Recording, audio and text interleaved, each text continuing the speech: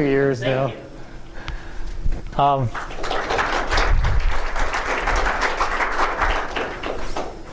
Walter Bright. This is Interfacing D with C++, and I think this is the biggest crowd I've ever had here, and I'm reluctant to ask if it's the pizza, the C++, or the D. I don't think I want to know, so.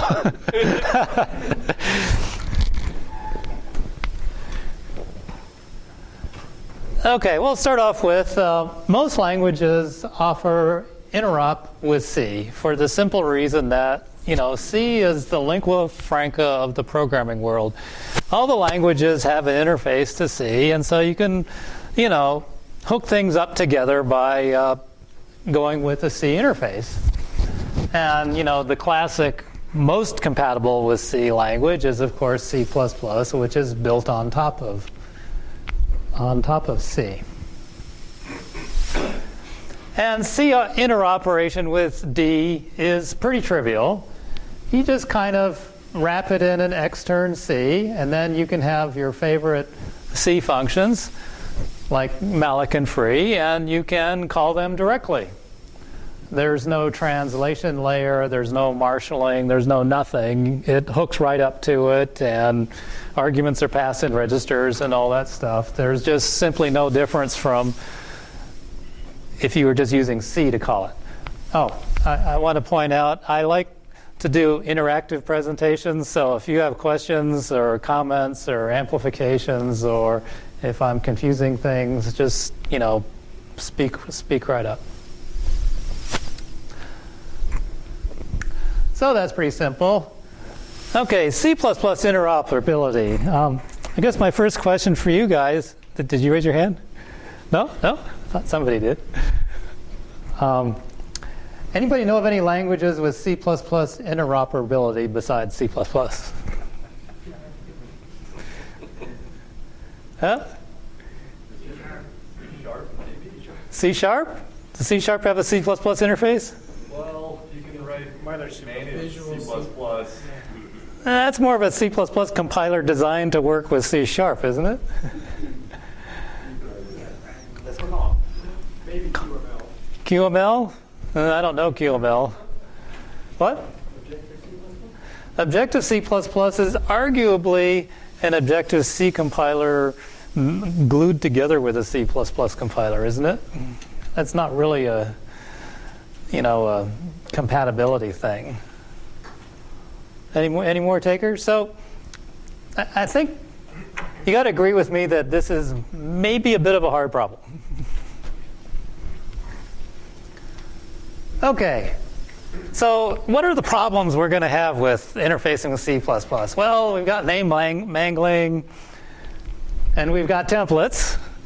And does anybody not know what sfin is? Sfin is a wonderful bug that was turned into a feature. It's called substitution failure is not an error. And it's as weird as the name implies. And I guess I won't really bother going into it, but it's complicated. And then there are namespaces, overloading, argument-dependent lookup, otherwise known as Koenig lookup. And the reaction to that is inconceivable to be compatible with this. Okay, that's my first reaction. I don't know about your first reaction, but inconceivable is just what runs through my mind. But it doesn't end with there. You've got virtual functions. I did overloading twice for some reason. It's because it's especially bad. Got exceptions, Koenig lookup, operator overloading, const, oh my, imposterous. Not going to happen, right?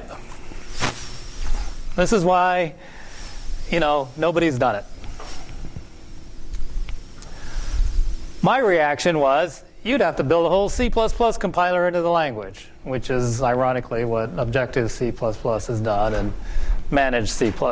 They basically, built a C++ compiler into the language. And Well, having D with a whole C++ compiler as kind of a bag on the side of it is just not something I wanted to contemplate. So that's kind of the way things stuck in D for a long time. I just assumed it was impossible. Or maybe not. It's one of the advantages of getting older as a programmer is, sometimes you wake up and you have a different idea. We don't have to compile C++. We just have to link to it. Now, what's that guy doing down there? Well, he realizes that he can't change C++. He can't change what it is or anything about it, so he's got to worship it and adapt to it. C++ is not going to adapt to D, so D is going to have to adapt to C++. Anybody any questions so far? All with bated breath to see how this is going to work. Turns out that a lot of D and C++ have sort of equivalent features, but they work in different ways, but not all features. So if we can be flexible on both sides, maybe we can get something to work.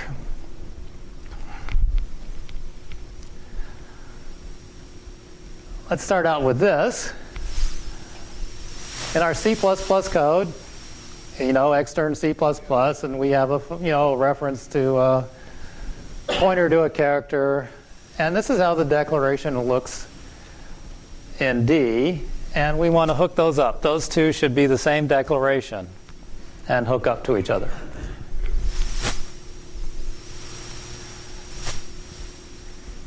C++ has a bunch of basic types. D has a bunch of basic types, and here they map one to the other like this table. Sort of my row of soldiers, I can apply this type or that type. So, does anybody see what's wrong with this chart? Come on, guys, these are C++ guys. What about long? Yeah. This man wins the prize. What about long? It seems to be Microsoft's flavor of long. Seems to be missing. Oh, and Microsoft's flavor of long.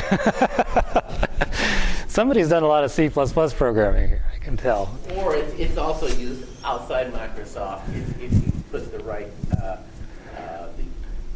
compiler flag in that says long as 64. All right. Yeah? I think we do that in GCC. See, the thing is, in order to make this work, the name mangling has to match. Okay, and the name mangling is just simply a coded representation of the types. D has types that are of predefined size. C++ has types that have a plastic size. You have no guarantees at all about the size. That's the theory. In practice, these all have the same size. Once you get away from 16-bit compilers and DSL compilers and some wacky things, they're all the same size and they line up nicely with that, and you don't have to worry about it, except for long. On some compilers, long is 32 bits, and on some compilers, it's 64 bits. And what the heck are we going to do about that? Well, we can't fix C++. I personally think that behavior of long is a mistake, but I can't fix it. So I got to deal with it. And of course, you're right. My next slide is, what are we going to do about long? Because I first thought, well, I'll use an alias or type def to make it an int on one platform and a long on another platform. Well, that doesn't work because the name mangling isn't going to work. C++ mangles int differently from long, even though they're the same size. And if you look on some platforms, size underscore t is defined to be a long. And there are so many interfaces that use size underscore t, I can't just run away from this and say don't use long. I have. And unsigned long, yes. The two have the same problem. Yeah, but that's what size underscore t is. You're right. And pointer diff t would be long then. So I can't run away from this problem much as I'd like to. I'm going to have to deal with it, and we're going to have to find a solution. And here's D's solution. D has a rather marvelous ability to wrap types and change their behaviors. And what this does is it's a C long. There'll also be a C unsigned long, okay? And it has a member that's an int. Now this happens to be for those compilers that have 32-bit longs. And here's a constructor for it. And what this little magical statement does is if I have a behavior, if I do an operation on an instance of this and I don't know what to do with it, I forward it to this member. So what I've done is I've created my own long data type that is different from an int, except it behaves like an int.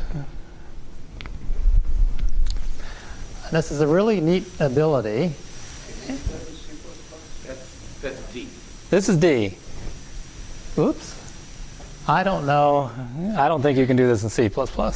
You can't, like, and in C++, you'd wind up overloading the plus operator, the minus operator, the comparison operators, all the operators to do that. In D, you can just simply forward, if there's an operator the person's doing with this type and don't know what to do with it, just look for an alias and forward it to that. So you can wrap any type. But that leaves one further problem is that C underscore long doesn't mangle to what the compiler or the C++ compiler mangles along to. So how do I fix that? And anybody got a clue? There's a hint up there. Okay, the hint is the double underscore prefix. Now in C++ land, that means it's a magic compiler name. And the only magic in this compiler name is the name mangler says, oh, underscore underscore C underscore long. I'm not going to mangle that like I'd mangle a struct name. I'm going to mangle it like a long. So yeah, my hands are a little dirty. You know, I had to I had to pick the flies out of my soup, but this works. And it gets me where I want to go. And you can use a type def on this to make it C underscore long, a nice little thing you can use, and then it works. Works where? On which platform and with which compiler?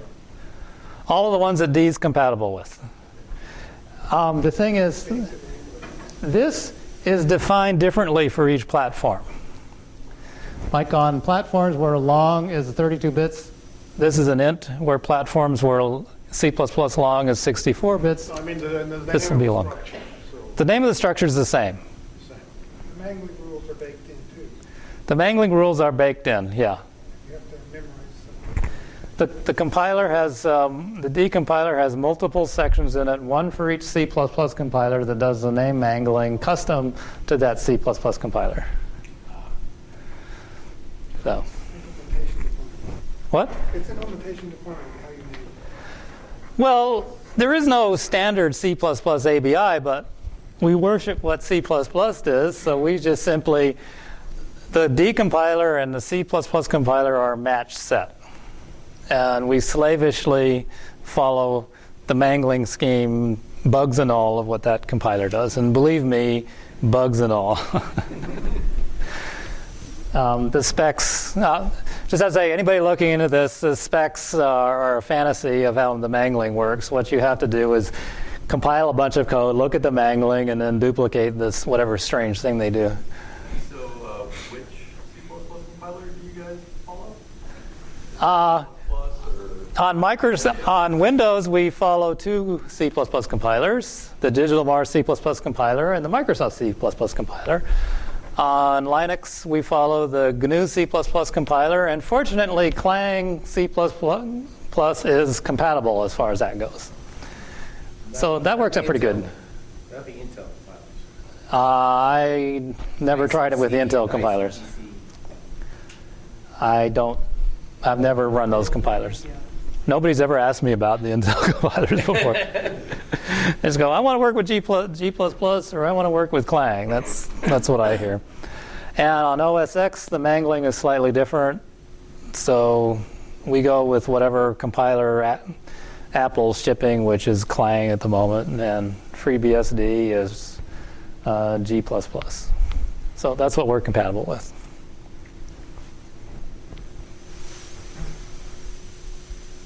Okay, we haven't reached really the promised land on this. We do have a problem. And that problem is with const. In D, const is transitive.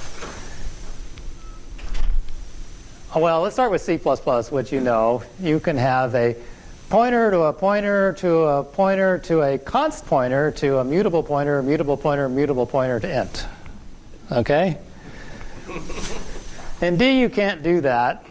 Const is transitive, which means once you plop a const on there, it's turtles all the way down. It's const all the way down. So it would be declared by this, but all of these are going to be const. And you can see that in the name mangling. Function, which returns a mutable pointer, mutable pointer, mutable pointer to const pointer, const pointer, const pointer, constant. And in the C++, you've got mutable pointer, mutable pointer, mutable pointer, const pointer, mutable pointer, mutable pointer, mutable pointer, mutable int. So I haven't had a brainwave on how to fix that problem yet. How do you have a const pointer to immutable data? It's not really representable in in D, so there's a problem. Okay.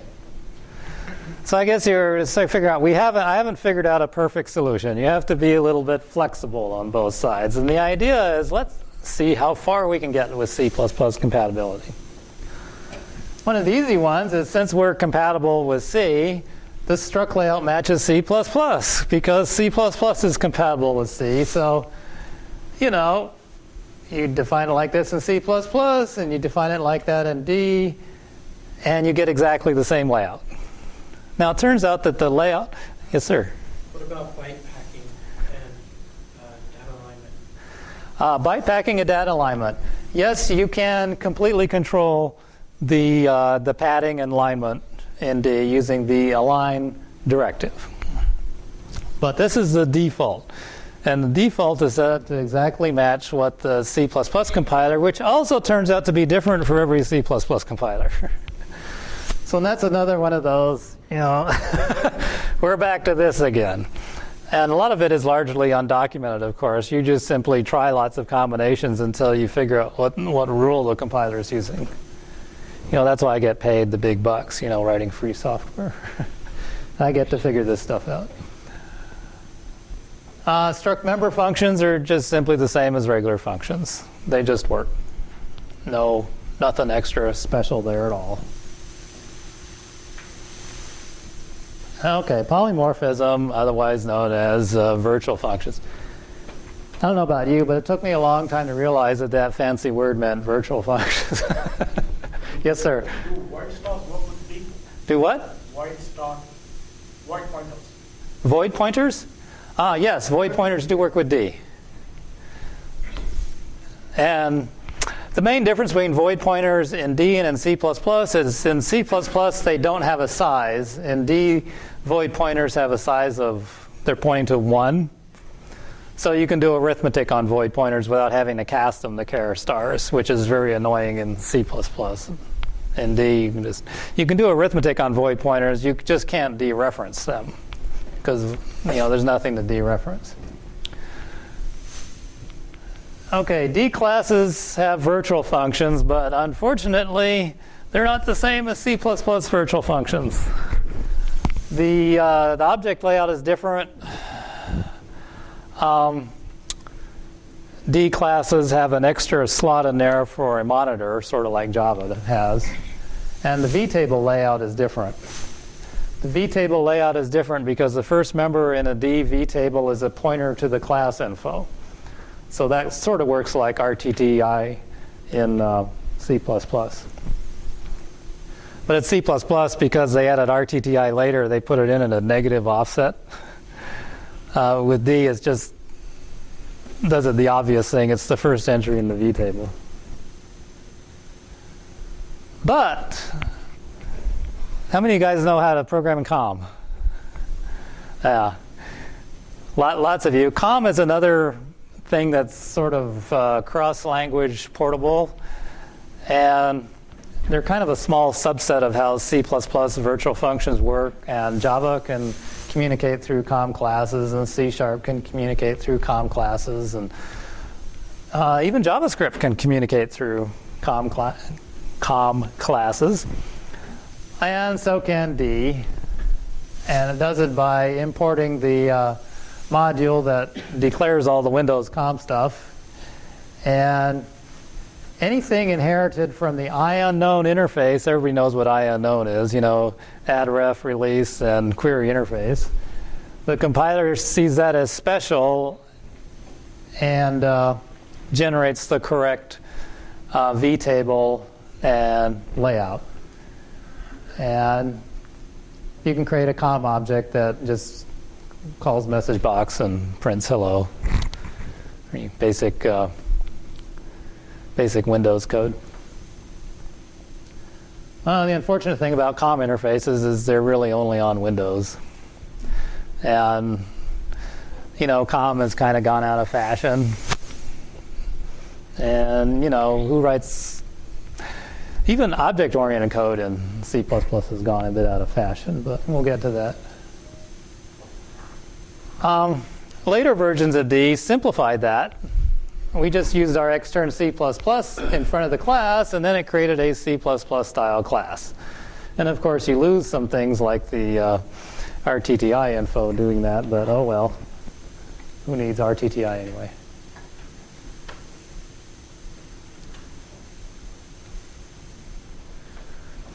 Okay. What are we going to do about multiple inheritance? Well, what we're going to do is ridicule anyone who uses multiple inheritance. That's how we solve that problem. And of course, you can see what happens if your program uses multiple inheritance.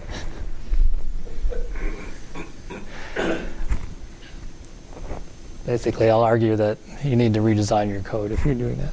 Fortunately, multiple inheritance isn't used that much in C++. Okay, the other problem is C++ has structs and classes, except they're the same thing. Unfortunately, in Microsoft C++, they mangle differently, even though they're the same thing. So that is causing me problems. But in D, a struct is a value type, and a class is a reference type. What are you saying? Other way around. Other way around? Struct is a value type, class is a reference type. Did I say it the other way around? Okay. And I often get people coming to me from C++ and going, but I want my class to be both. My answer is, you have to pick. This isn't Shimmer. Does anybody know what Shimmer is? Boy, I'm old. Okay, all you guys with laptops, I want you to Google floor wax or dessert topic, and you will find it. Anyhow, the idea is you got to pick what it's going to be. Is it a value type or a reference type? It's not. If you've designed a type that is both, you've screwed it up, and you should fix it. So that's how I deal with that. With interoperability, just don't do that in C++. It's a bad design anyway.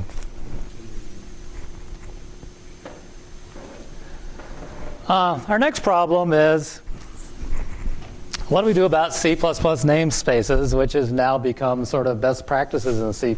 Everything's going into a namespace, and that kind of left us twisting in the wind because D doesn't have C++ namespaces. So here's a typical kind of thing. Namespaces can be nested. And another strange feature of C++ namespaces is they're not closed. Anybody can reopen them and start shoving more symbols into the namespace. In D, namespaces are closed. They just don't work that way. So how are we going to fix this? And this caused a lot of debate on the D news group, how we're going to deal with this. And there are all kinds of proposals. And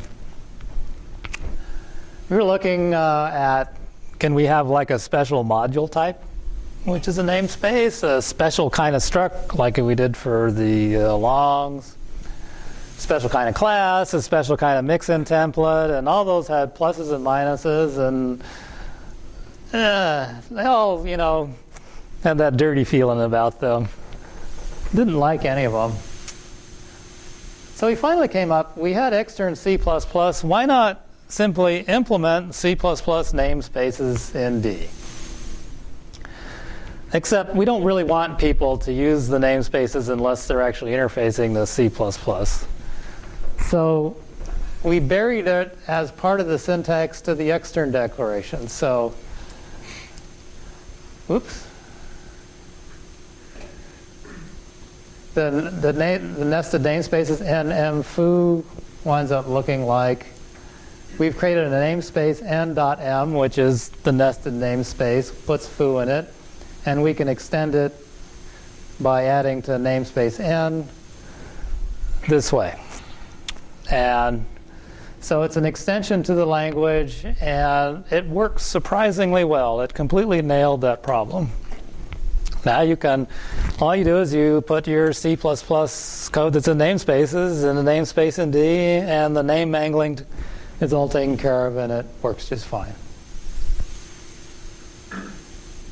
Okay, C++ templates have sFin, which I mentioned before.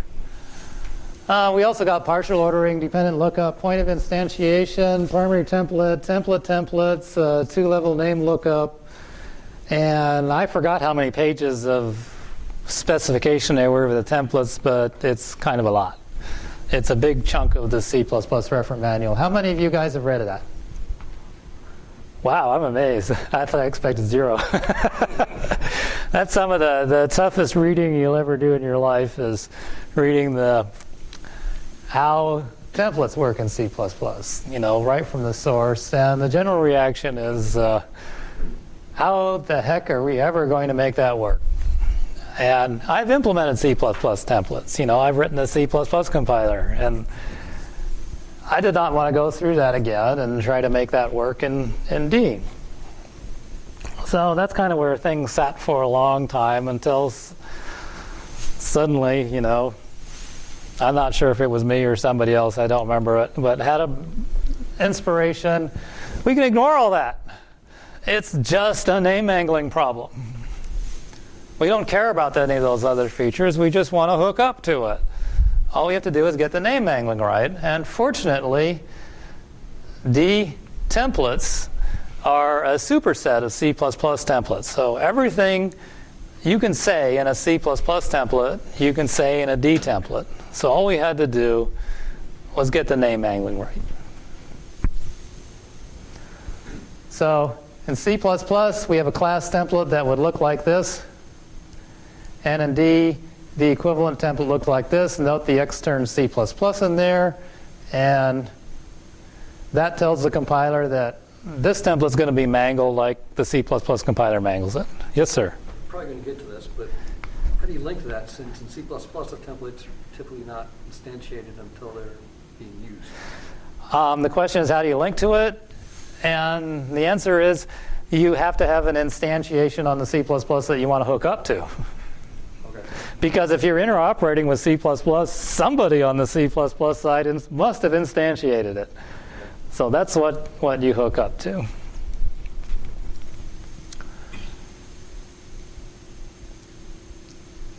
And here's the, this should be a capital X, by the way. The type parameter, the constant parameter, here's the type parameter, the constant parameter. It's just, you can almost draw arrows, one-to-one mapping. And of course, we do template functions too, Toto too. So here's our function template in C++, the same function template in D, and we're instantiating it. And here's the mangled name in C++ and the mangled name in D, and we're good to go because they match exactly.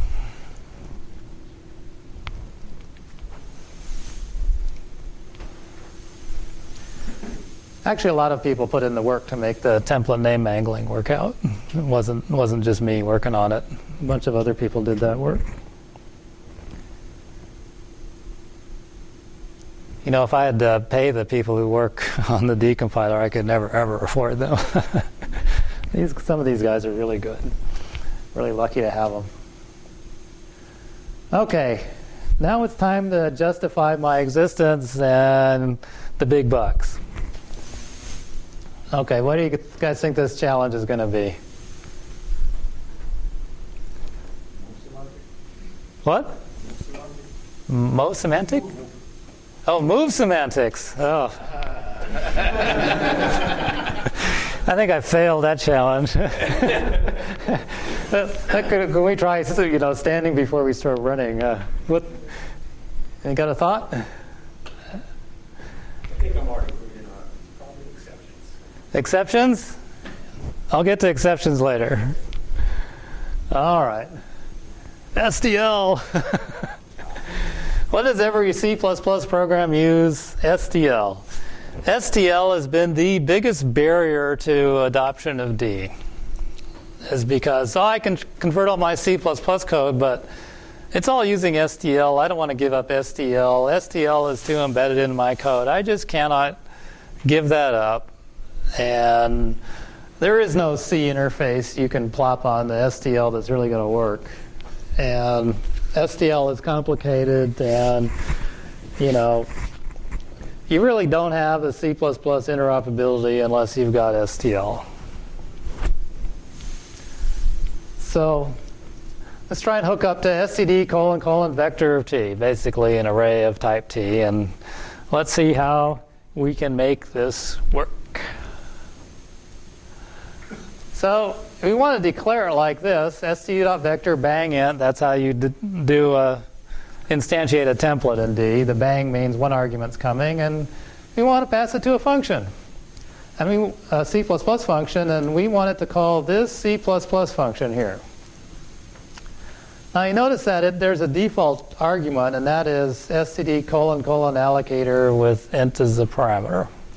So we're going to need to call that function when we do this. We don't get a lollipop if we don't call it. So it's in the namespace std, and we're going to call it a class vector. And so why am I using a polymorphic reference type when vector is a value type? Anybody got a clue? Why would I use a polymorphic type when vector is a reference type? Proxy it? Good answer, but close. Well, every time I looked at std vector code, they're always passing it around by reference. You don't want to copy it. Well, because they don't want to copy it. So why not just on the D side, we simply decided, although that doesn't have to be that way, we decided to just make it a class, sort of a dummy class, because like I said, all you really need to do is get the name mangling right and the vtable right. And of course, there isn't even a vtable. So that's okay, our vector class type, which the type. Here's our default, the allocator bang t, just like we saw in there. And we're going to declare one of the endless member functions. We'll just do one of them here. And we make it final. And what final means is it's not virtual. So that's how we hook up with the C++ non-virtual functions in a polymorphic class. And we need to implement allocator. And allocator needs a function called deallocate. And this is how it looks on Linux. This kind of a mess here. And so we have to implement GNU CXX, which is another namespace, and do new allocator and declare it like that.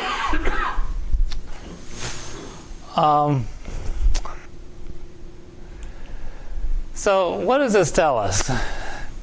It's going to be a lot of work to hook up to STL.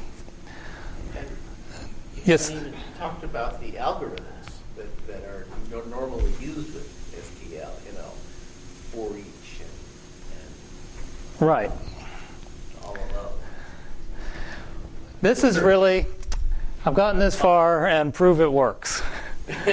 The rest is just, is going to require somebody who is willing to go and look at the actual headers, see how the C++ thing actually works under the hood, and then come up with an equivalent set of declarations on the D side. And at the moment, nobody's done that.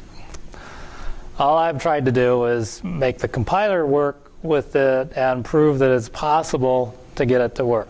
So it sort of awaits a motivated person. And unfortunately, this work will have to be redone for every C++ compiler that's supported, because they all do STL differently. Any notion of what STD is? The D compiler? Yeah. No. No, that underscore GNU thing is actually a name on Linux. It's not a special D name. It's a special Linux name. So far, the only special thing in here was the __C_long thing. And there's another one for long double, but it works kind of the same way. So I've tested this. It actually works. You can manipulate vectors on the D side and pass them back and forth to your C++ code, and it works fine. Yes, sir. The other piece of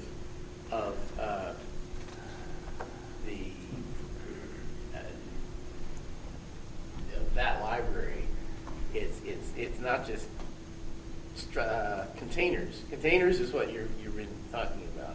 Yeah. There's also the algorithms.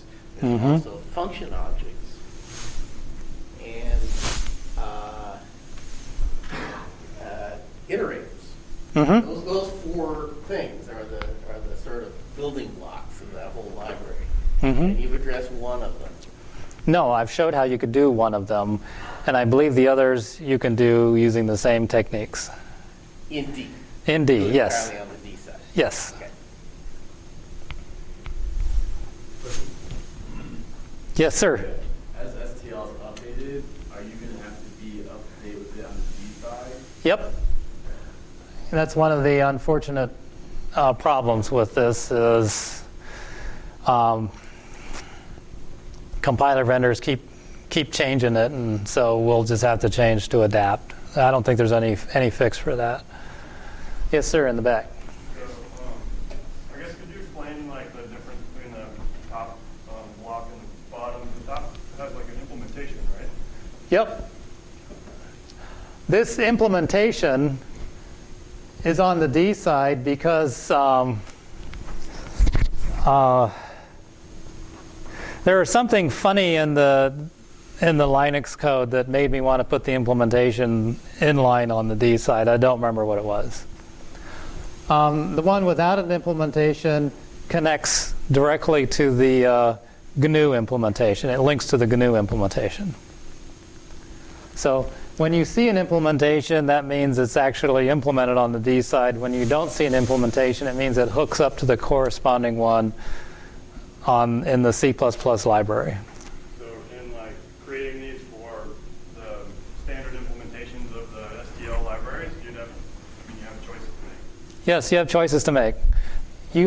There's like deciding whether to use class or struct for each one. Like basic string, we did using struct because it tends to be passed around that way. Yeah, and so you kind of have to look at the way it's used and the way you want to set it up, and then design your D side of it appropriately. And then last one. So it's been a while for me in C++ land, but the STL implementation itself isn't like like connected to the compiler per se, right? There's like STL port, and you can hook sort of STL implementations into various compilers. As far as I know, C++ compilers are not currently aware of STL as being special. However, they do tend to change the implementation from version to version. And since this has to link with the one in the C++ standard library, it has to match that. Whatever they did on changing it has to be also changed on the D side.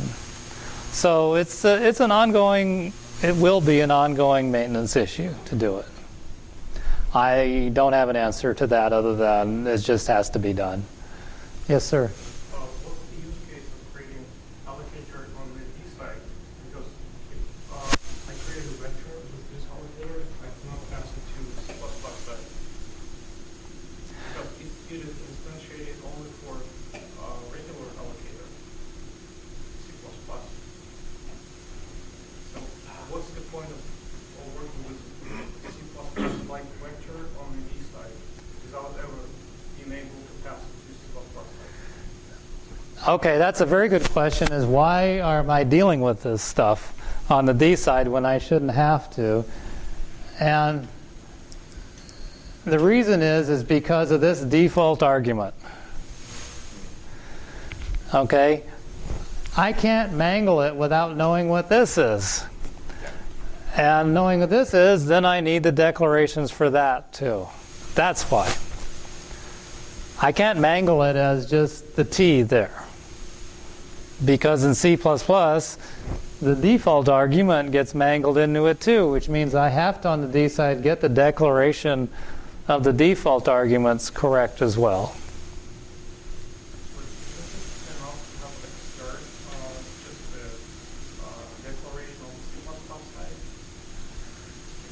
I don't understand. The implementations are still there on the C++ side, but I have to get the declarations to line up on the D side. To get the mangling right, I have to include all the types and all the internal types in there to get the mangling right. That's where that comes from. I believe this gentleman was next. Just had a follow-up. Okay. Question. If it's sufficient to have the declaration on the D-allo, wouldn't it simply declare? You commented that the body was there because of an odd misbehavior in the GCC implementation.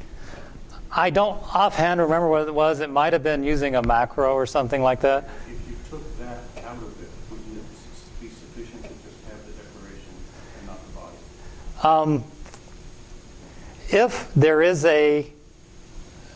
If there isn't one existing in the C++ library that can be linked with, yes, that is sufficient. But if there is not, if it is not there for some reason, then no, you're going to have to put something in. And when it's not there, it can be something like it's implemented as a macro on the C++ side. Because macros don't show up in the runtime library. So those have to be duplicated as inline functions if you've got any macros on the C++ side. And unfortunately, C++ still is kind of dependent on the macro system. I believe you had another question? Yeah, it's kind of based on the, why the default template value would even affect the mangling, right? Like, Yeah, it does. It's like that default value shows up in the name mangling, which means the decompiler has to come up with an equivalent to it so it mangles correctly. it doesn't seem like it should need to, right? It has to, otherwise the mangling is different between the two. No, I just mean on the on the C++ side, it doesn't seem like that would be a requirement. It seems to be more like a sort of a It's the mangled type instantiation thing.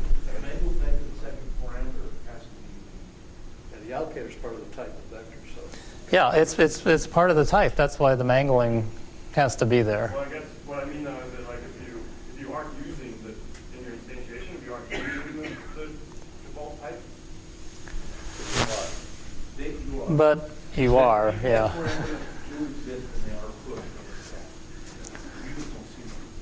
Compiler does it for you. The reason is because a template with one argument is different from a template with two arguments, even if one of those two arguments is a default. It's a different template. And that goes to how template resolution is done using partial ordering and stuff like that, which gets fairly complicated, but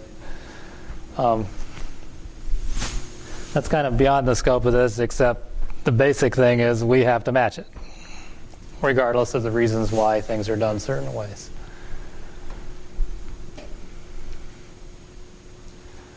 So, somebody mentioned exceptions. We haven't figured out what to do with them yet. There are several ideas floating around. We haven't settled on a particular solution. The problem is C++ throws things by value and D throws things by reference. So how are we going to catch C++ exceptions? I don't know how we're going to solve that problem yet. Concern for references to avoid something happening at runtime, you have to allocate something, or just to throw the exception.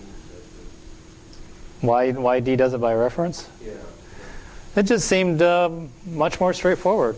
In C++, you can do things like throw an int. That doesn't even make any sense.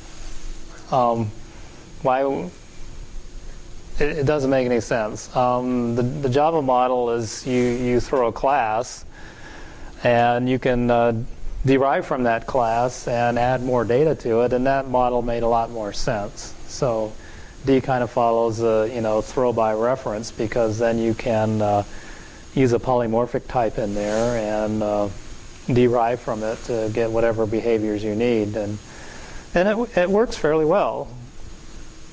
C++ exceptions, have that like a weird issue, like why would you ever throw an int kind of thing. Is what business, if they have them, is that nice to have a structure for that, so you can ask what it is? Well, if you're throwing an int, unless you know to catch an int, you're not going to catch anything. There's not really, you can't really inquire what kind of object was thrown. You have to know in advance, whereas if it's a polymorphic type, you can inquire, what did I just catch here? I think it's a better model, but that's kind of neither here nor there. The problem is, how do we make it work with C++ exceptions? So we have not solved that problem yet. But that is our biggest remaining issue. We think we've got the other issues in the compiler sorted out, except that one and the const problem I talked about sooner. So the too long didn't listen. Oh, yes, sir. One more question about exceptions. So, who's the big, I came by, so who's the biggest user of this? For example, if it was Google, for example, they don't use exceptions per se in C++. So it's not a problem with that. It's not Google, so it's Facebook, somebody else. So they use C++. What's going on? Well, let me put it this way. Andrei Alexandrescu told me we had to support exceptions. And he is, although I've written the C++ compiler, he's actually very in tune with how people use C++ and says you just simply have to do it. And, okay. And, STL uses exceptions, doesn't it? Oh, well, if you support STL, you have to support exceptions. As to the reasons why, I kind of like, I'm the guy who builds the race car. That doesn't mean I know how to get around the corner fast in it. Okay, I'm not really the best C++ programmer or the best D programmer. I build the cars, and other people kind of become experts at driving them, and I'm constantly surprised at the clever things they do with it, and things I never thought of, and the cool techniques they come up with, and that's really fun. Like, I didn't know you could do that, when they discover something new. And but I also talked to a guy who built drag racers, the Top Fuel ones, and he was the mechanic, the chief mechanic, and I said, well, what do you think about driving these? He goes, oh, no, I'd never drive one of these things. I'm not crazy.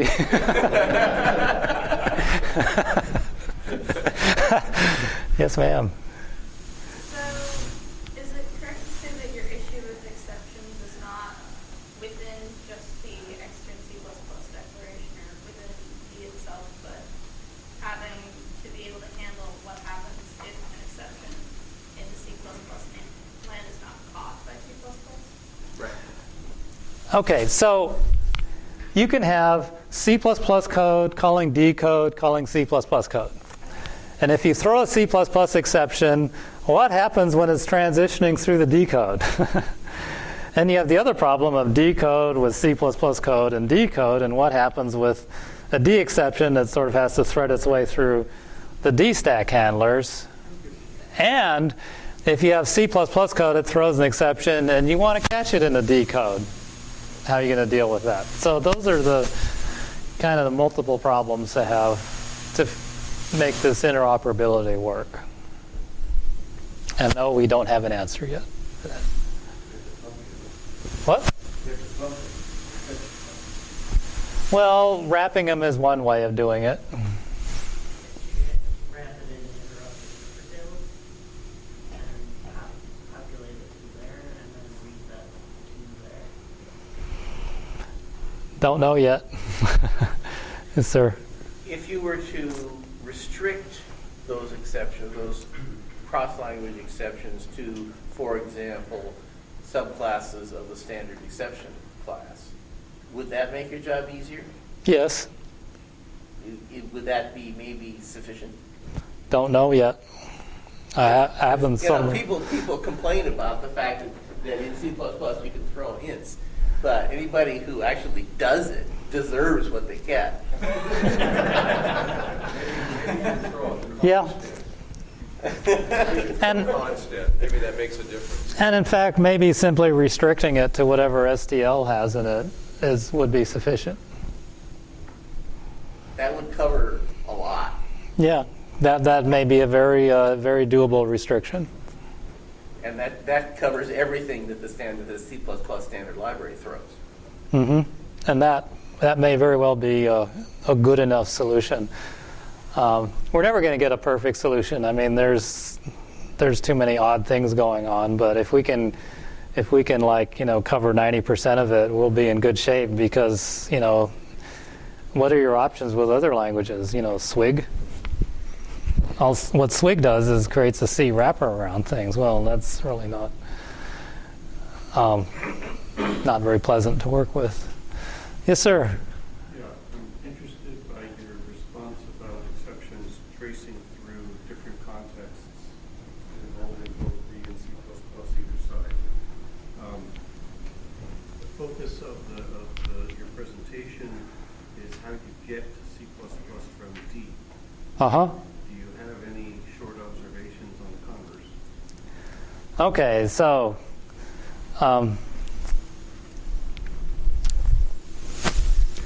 so the question is, I guess, is which program is in charge? Who gets main? Is it your D program or your C++ program? So what I'm thinking is the context of a house that's doing a lot of C++, but wants to try out D for some module. So the main is C++, but you want to take some chunk. Okay. And I understand, I've done it between C and C++. I understand putting constraints on what features you use, but consistent with that, it's doable. I'm wondering about C++ and D. Okay, it is doable, but you're going to have to know what you're doing because D, if you're not careful with D and what you're using with it, it'll need the garbage collector.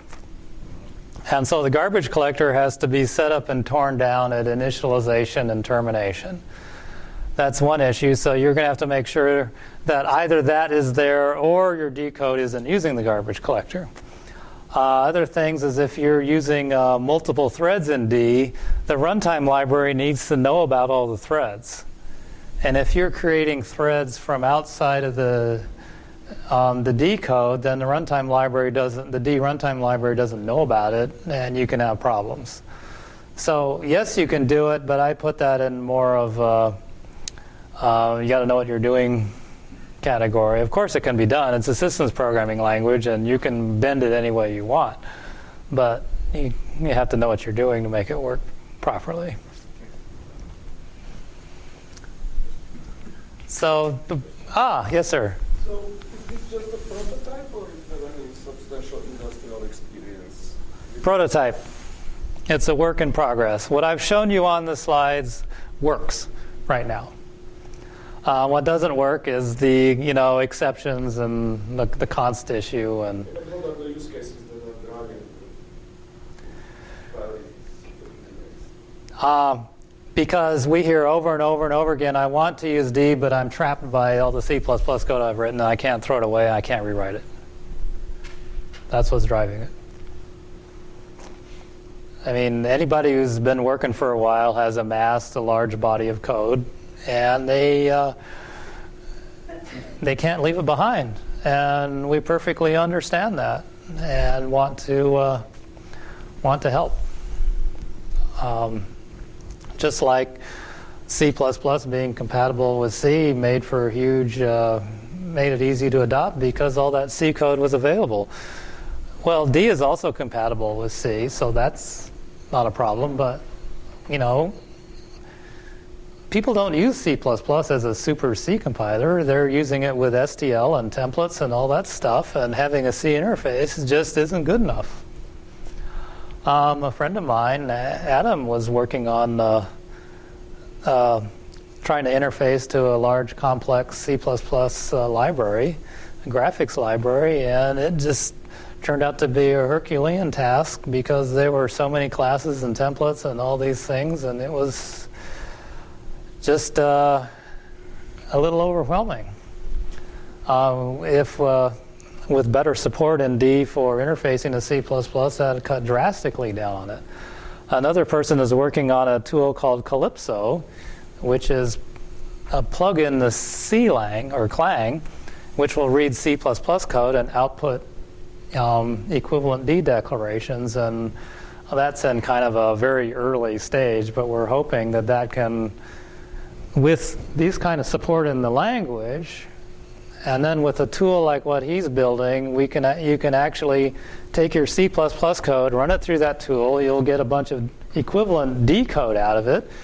And you may have to hand tweak it a bit or adjust it, but at least it may get you 75% there, and it makes the rest of it more of a tractable problem. Whereas without any of this stuff, you're pretty much reduced to trying to work with a C interface, and that just isn't good enough anymore. Just a sec, let me.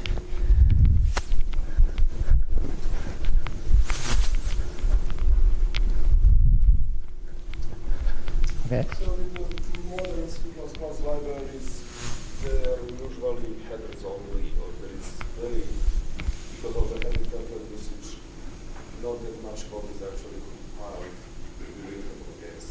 Your STL interface looks completely different than what you actually read against. Mm-hmm. People are used to the header interface, not the internal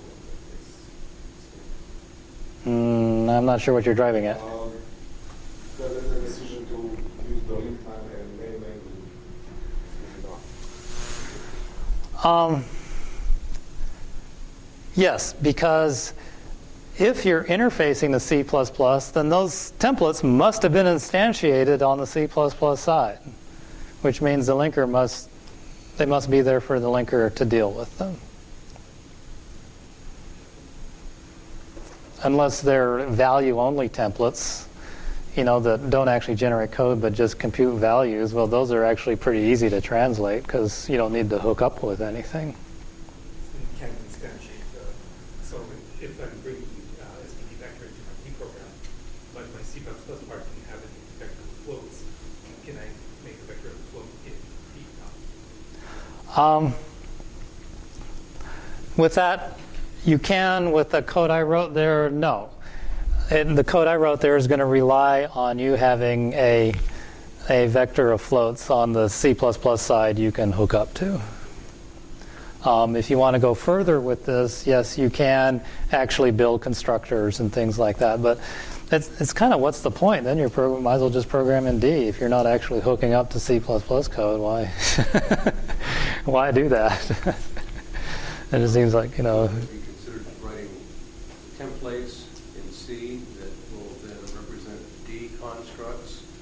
And so that way you can, in some sense, be programming a little bit in D, at least around the edges, and then you can make the jump from there.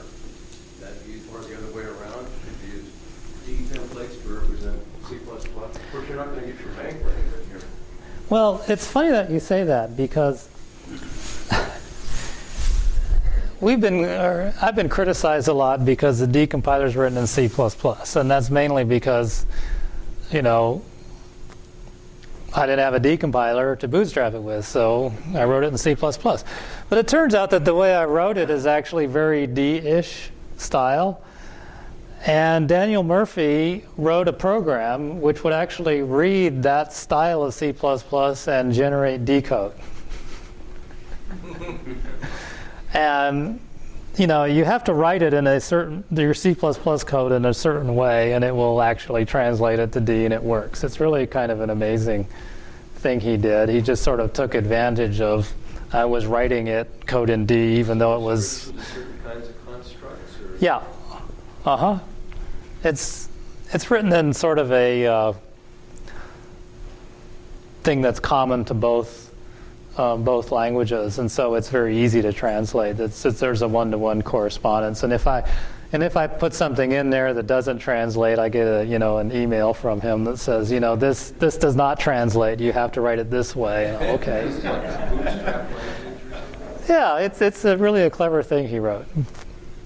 But yes, you can do that. I think the tool may be a bit esoteric for general purpose use, but it's a handy thing to have for us. So, yes, sir. Back to the multiple inheritance debate. Okay. The STL use multiple inheritance? It's been IO stream? Yes, it does. Well, who cares about IO streams?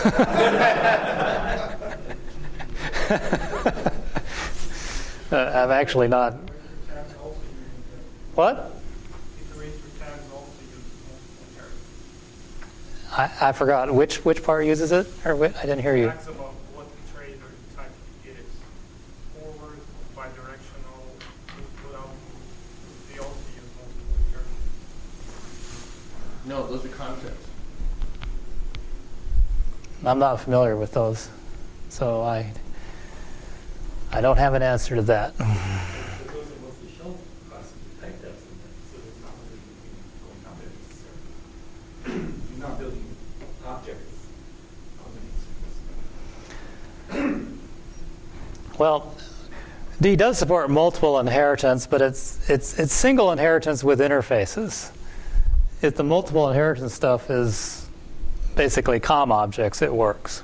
But once you start adding data members in there, it doesn't work anymore. Yeah, so I guess that was part of my question was sort of what exactly is multiple inheritance, and because I really don't know who uses IO streams either. I just know they're a part of a lot of Hello World C++, right? Sort of tutorials, and I think when I followed it back to the ILS base or something like that, it uses virtual inheritance somewhere in there. But I guess IO streams inherits both from type streams virtually back to IO space. It's when IO streams first came out in 1987 or 1988, I didn't like it then. I thought it was not right, and nothing has changed with my opinion. I know I'm going to get in trouble for saying that. I don't even think it's in the spirit of C++. It's just not the right design. So, yes, sir. Does multiple inheritance still cause a problem for D if there's not multiple vtables? There are multiple vtables for the single inheritance with interfaces. But I mean,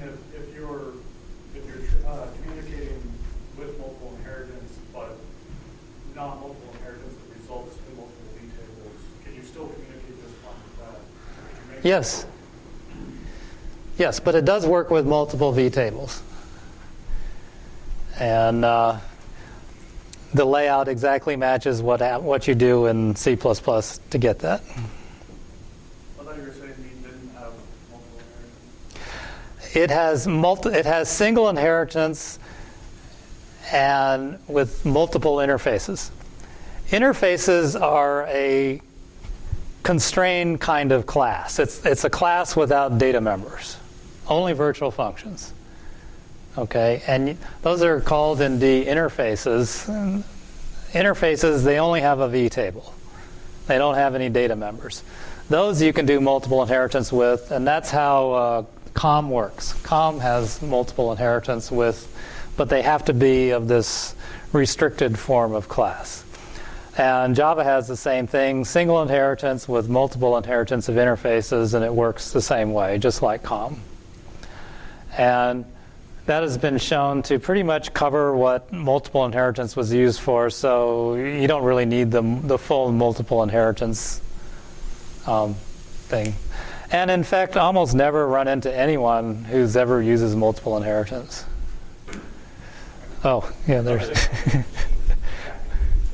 So you haven't done it since the 80s? What's that? You haven't done multiple inheritance since the 80s? That's true. Okay. I tried it in C++. I seem to recall even when it was proposed for C++, a lot of people objected to it, and nobody knew at the time how it would work out. Yeah, Yes, sir. and most of the, and I do use some multiple inheritance in C++, but of the all but one of those multiply inherited types has no data. So Right. in essence, it maps to the same thing. Yeah. And I think, in fact, that's the way that the multiple inheritance in IO streams works, because both I stream and O stream are based on this basic what is it called? I forget. Yeah, right.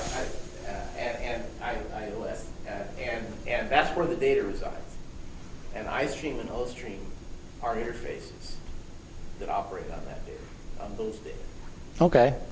So even there in iOStream, even there, it's really only multiple inheritance interfaces. All right. Well, I would leave the interface to IO streams up to somebody who really wants to do it. Yes, sir. I think the multiple inheritance and virtual multiple inheritance came about because there were certain legacy C constructions that was the only way you could do it. Because I actually remember doing something like that in 1995 where we had the virtual multiple inheritance diamond pattern, and it was horrible, but there was no choice. And the only way to model the thing, and I think it's ironic that we're talking about legacy code now, because that was interfacing C++, which was new to legacy C code at the time. Mm-hmm. That's why we did it, and we swore we'll never ever do this again. Once we can write everything in C++ and don't deal with the C nonsense.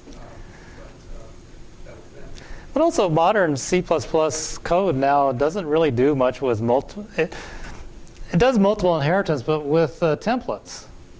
And that's really no problem. That's just, more templates, more arguments to your templates, and, that works. So, it's really kind of an obsolete issue, multiple inheritance anyway. It's just, I don't expect it to be a problem. Instead of virtual inheritance, the parametric polymorphism, basically using templates seems to be the way things are done now. Yes, sir. What is the debugger support? So do I have to choose what I can debug only D or only C++, or if I can actually do both? Because I used to do Python and C++, and I had to choose. Okay. Very good question. How do you debug a mixed C++ and D program? The thing is, it's not set up so your C++ code is in a DLL and your D code is in another DLL, and they communicate through a DLL interface. You can do it that way, but you can also build one program out of it. And what happens is the compiler emits code view 8 symbolic debug info for the D stuff. So what happens is Visual Studio looks at that and thinks the D code is actually C++ code. And then you can debug it. So, of course, it's still D code, not C++ code. And so when you're debugging with Visual Studio Debugger, you have to kind of keep that in mind, that you're looking at what Visual Studio thinks it is. And you kind of have to translate it in your mind to D. You got the same situation on the Linux side with GDB. However, GDB has accepted some symbolic debug support for D constructs. So with GDB, you can debug a combined D and C++ program, and when you're in D code, it looks like D code, and when you're in C++ code, it looks like C++ code. So the answer is, by using a common symbolic debug format, it's not really much of an issue. You can debug both programs. You can debug a mixed program without having to use separate debuggers. You know, with the link time optimization that's coming out these days, where Yes? a compiler writes the intermediate representation to the object file, and the link Oh, that. recompiles essentially, and then is able to like grab inline functions one from the other. So wouldn't it be great to be able to do that with D as well? Okay. Link time optimizations, where the linker calls back in the compiler and tries to generate more code. I'm going to go out and say something unpopular. I think that is a really wrong way to build a compiler linker system. It really weds the linker to the compiler, and I don't see really any reasonable way to make that work. Unless Microsoft decides to write a decompiler, I don't think it's ever going to work. Right. Well, and then part of that, I think, is there's also a study group in C++ to standardize the API. For such a system? Well, independently, Okay, well, but we think that's part of I guess I have to back up what I said a little bit. What I think the right way to do it is to the C++ compilation model is one source module at a time, and it really knows nothing about the other source modules in your system. D is set up so that you can hand the compiler all of the source code to your program, and it does the optimization itself. It doesn't need the linker to call back into the compiler. So, especially given the enormous amount of memory available on computers these days, I think that is a much more practical and viable and certainly easier way to do it. Is you just, sure, you can split up your program into multiple source files, and you hand all the source files to the compiler or whatever subset you want to, and the compiler can munch on the whole thing at once. And that way you get the same effect. D will do the full parse tree all at once, Uh-huh. not just on a little edge at a time. No, you can do the whole thing. There's plenty of memory. And it's a really fast compiler, so it works. You know, a few gigabytes, it's okay. Yeah. I mean, everybody's got lots of gigabytes, right? It's a problem. I guess it's not a problem. Heck, I was amazed that, last month I bought a 4 terabyte drive for like $150. It's like, oh my God. I'm living in the future, Seriously. My first hard disk drive was, 6 megabytes and cost me several $1,000s. Yes, sir. So is the performance of compilation in D similar to taking all your C++ files and actually, if you were to manually take a large project, put it all into a single compilation unit, and then go, C++ does it really, really, really fast. Is that effectively what you're doing with D compilation? Yes, it is doing that. And also, I spent many years profiling my C and C++ compiler to make them go faster. So I was really aware of everything in the manual or the spec that slowed down the compilation. And when I designed D, I fixed all that. So D is an extremely fast compiler. And not because whatever compiled, the D compiler generates fantastic code, but simply because the language is designed to require as little semantic or as little processing as possible to get it to compile. So it compiles really, really fast, which enables you to feed it a lot more source code. And it enables things like compiling larger programs, handing it all the source code. It makes it a viable thing. But if you still overflow your memory space doing that, any subset of files you can hand to the compiler. Like if you pass it modules A, B, and C, it will generate one object file instead of 3 object files. So it actually kind of does a pre-link. If you give it multiple source files, it merges them and generates one object file that's combined, doing whatever a link time optimization would have on that subset. So it's not a one source file or all the source files. It's really anything in between there will work, whatever works for your setup.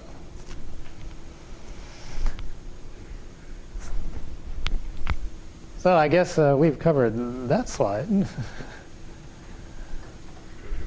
Yeah, we've talked about all this stuff already. So, more questions?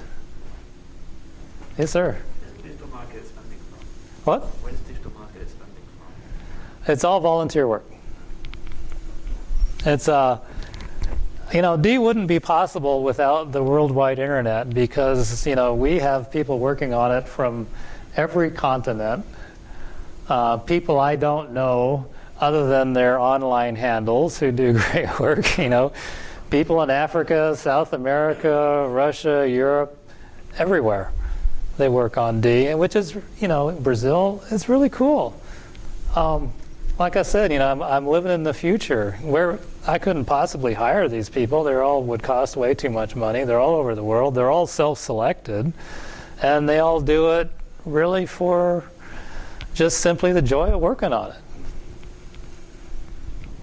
And that's fantastic. Of course, it has its downside is I can't tell anybody to do anything. I have to, there's no do this or you're fired. So, I've had to learn how to be a lot more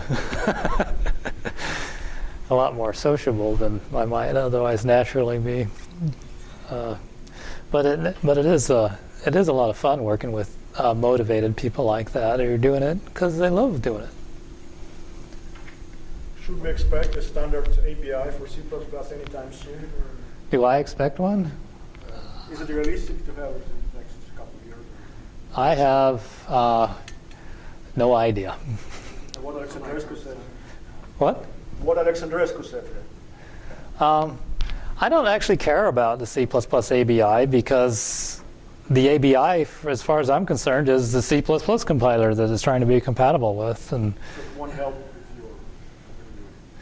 probably not. And I still have to, be compatible with whatever it is. And I imagine if there is an ABI, it's simply going to freeze in place whatever it is right now. So has it really saved me any effort? Not really. Don't think so. Yes, sir? Which version control system do you use? Git and GitHub, which we totally lucked into. We were using SVN and it was, kind of, and there was Mercurial and GitHub, and we just looked, which one's more popular, because I didn't know anything about either of them. Well, GitHub is more popular, so let's use GitHub. And that turned out to be a lucky break because GitHub has revolutionized D in its collaborative tools. So you have other people that are fully authorized to do commits and all that, get layers of that. Yeah, we have a team of top men. One guy gets the joke. So, we have our team of top men, and, they're authorized to pull. And, usually, we promote somebody who's been a major and long-term contributor. It's sort of, we like you. You've been around a long time. You're committed, so you can be a puller. And there's a whole forest of people who have, handfuls of pull requests here and there. So that's, the usual long tail of contributions. I couldn't even count the number of different people who've contributed. It's a very long list of people. Even down to people who, people who've done major surgery on the code generator to people who've corrected a typo. It's the whole gamut, so that's kind of fun. And, we meet once a year at the annual D conference, which is coming up in May. So if you go to dlang.org, there'll be a link to it if you guys want to come. It'd be great to see you there. At the university in Salt Lake City. Chuck Allison, everybody know Chuck Allison? Well, he's a professor down there, and he's been teaching D for a while, and he said, let's host a conference here. Okay. So the university's hosting it. They're being very nice about the whole thing, so it promises to be a lot of fun. The last couple of years it was hosted at Facebook, and Amazon hosted it before that. So of course you guys are all welcome to come. Thank you.